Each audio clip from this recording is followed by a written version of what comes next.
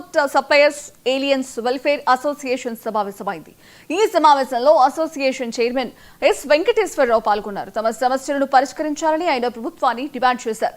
Bulk material పై 1% margin అమలు చేయాలని, loading unloading ఛార్జీలను పూర్తిగా ఎత్తివేయాలని కోరారు.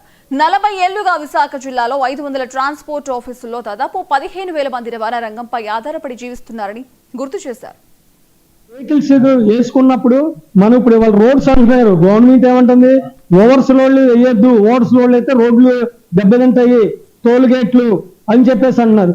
కొంతమంది మామూలుగానే లోడ్లు చేసుకుని వెళ్తున్నారు. కొంతమంది ఓవర్ లోడ్లు ఎక్కువ వేస్తున్నారు. సపోజ్ 30 టన్నులు 45 టన్నులు వేస్తున్నారు. దానివల్ల అన్ని విధాలా నష్టం అవుతుంది. ఇప్పుడు రోడ్లు పోవటం కాకుండా 2 బళ్ళు లోడ్ అవ్వాల్సింది 1 బండే లోడ్ అవుతుంది. దానివల్ల మేము ఇక్కడ ఉన్న ట్రాన్స్పోర్టర్స్ 500 మంది కూడా నష్టపోతుంటాం.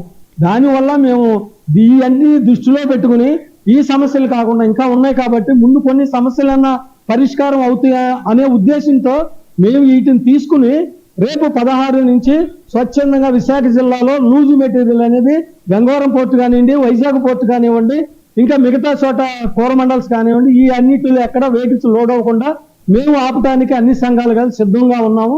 అవన్నీ తెలియజేయడం కోసమే మేము ముందుకు వచ్చాం. నేను లారీ పరిశ్రమ అనేది చాలా అధ్వానంగా ఉంది. ఈ పరిశ్రమని ఆదుకోవడానికి కేంద్ర రాష్ట్ర ప్రభుత్వానికి ఎన్నో మెమోరాండాలు నేను ఇవ్వడం జరిగింది.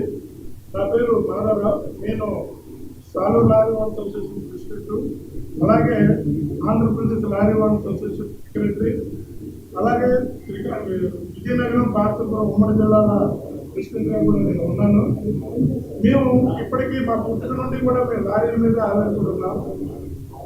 ప్రతిదీ కూడా ఇక్కడికి మనకి ఆంధ్రాలో విశాఖపట్నం పోర్ట్ అనేది, విశాఖపట్నం అనేది మన లారీ పరిశ్రమకి ముఖ్య 40% మార్కెట్ నుండి లూజ్ మెటీరియల్కి అప్పుడు ఇవ్వడం జరిగింది. ఈ మధ్య కాలంలో పూర్తిగా మెటీరియల్ ఎంత షార్ట్ వస్తే అంత షార్టేజ్ లారీ వాళ్ళకి, లారీ యజమానులకి కట్టేయడం వల్ల లారీ యజమానులు చాలా ఇబ్బంది పడుతున్నారు. అలాగే ఈ ఎగుమతులు దిగుమతులు కూడా ఎగుమతి చేసేవాళ్ళు, దిగుమతి చేసేవాళ్ళు లోడింగ్ అన్లోడింగ్ డబ్బులు పెట్టుకోవాలి. అది కూడా లారీ యజమానుల మీదే పెట్టడం వల్ల లారీ యజమానులకు చాలా ఇబ్బంది జరుగుతుంది. అలాగే దీని మీద మనకి ఇక్కడ ట్రాన్స్పోర్ట్ అసోసియేషన్ జేఏసీ అని చెప్పేసి ప్రతి విషయంలో కూడా లారీ యజమానులకి మాకు కూడా మాకు ఎంతో అవినాభావ సంబంధంతో మేము లారీలు తిప్పుతాం. ఎందుకంటే వాళ్ళు ఉండాలి, మేము ఉండాలి, వాళ్ళు ఏందో లేదు. అలాంటిది ఈరోజు ఎలా లారీ పరిశ్రమ ఎలా ఉందంటే చాలా ఇబ్బందులు ఉంటాయి.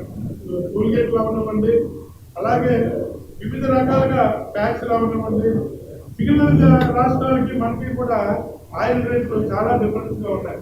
మనకి ఒడిశాలో, ఛత్తీస్గఢ్, అలాగే కర్ణాటకలో 10 రూపాయలు మనకి, మన స్టేట్కి ఆ స్టేట్కి కూడా 10 రూపాయలు ఆయిల్ డిఫరెన్స్ ఉందండి. దానివల్ల కూడా మన లారీ యజమానులు చాలా ఇబ్బంది పడుతున్నారు. మీరు ఎంతవరకు కూడా మనం రైతు ఆత్మహత్యలు అన్నది మన లారీ యజమానులు ఎంతో మంది ఆత్మహత్యలు, లారీలకి గురేసుకుని ఎంతో మంది ఆత్మహత్యలు చేసుకుని ఫోటోలు మీరు చూశారు. ఇప్పుడు చాలా మంది యజమానులు చాలా నష్టపోయి ఈరోజు లారీ తిప్పలేని పరిస్థితుల్లో ఈరోజు సీజై చాలా లారీలు ఉన్నాయి.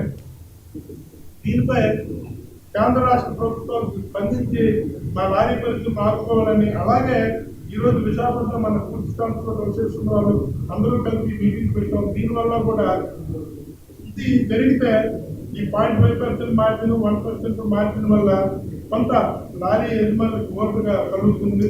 దీనిపై అందరూ కూడా స్పందించి మా లారీ యజమానులకు, అలాగే ట్రాన్స్పోర్ట్ అసోసియేషన్ వాళ్ళకి కూడా న్యాయం జరిపిస్తారు.